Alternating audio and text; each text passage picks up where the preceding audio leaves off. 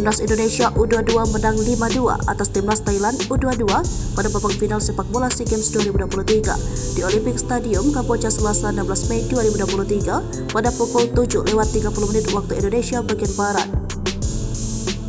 5 gol Indonesia dicetak oleh Muhammad Ramadan Sananta pada menit ke-20 dan menit ke-45, Irfan Jauhari pada menit ke-91, Muhammad Fajar Fatur Rahman di menit ke-107, serta Beka Putra Nugraha pada menit ke-120. Sedangkan 2 gol Thailand dicetak oleh Anand Yodsangwal pada menit ke-64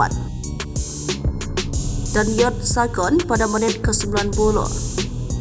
Dengan demikian, skuad Garuda Nusantara meraih medali emas di event olahraga se-Asia Tenggara, sedangkan Thailand hanya mampu meraih medali perak. Kemenangan itu membuat Indonesia berhasil mengakhiri paceklik kemenangan atas Thailand selama 32 tahun. Indonesia terakhir kali mendulang emas lewat cabang olahraga sepak bola pada SEA Games 1991 Manila. Kala itu pasukan merah putih yang masih ditukangi pelatih asal Uni Soviet, sekarang Rusia, Anatoly Polsin, berhasil menumbangkan Thailand dalam laga puncak.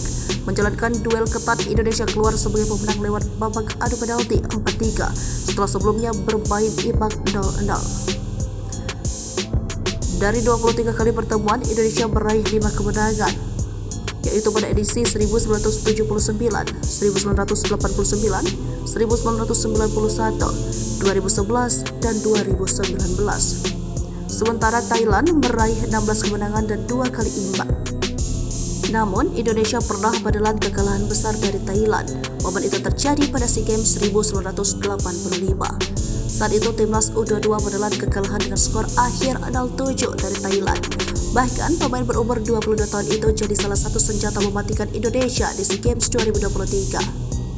Dilansir dari tribunworld.com, Irfan Jauhari yang merupakan winger Timnas U22 Indonesia tersebut sempat membuka keran golnya di ajang SEA Games 2023 pada pertandingan perdana skuad Garuda Muda.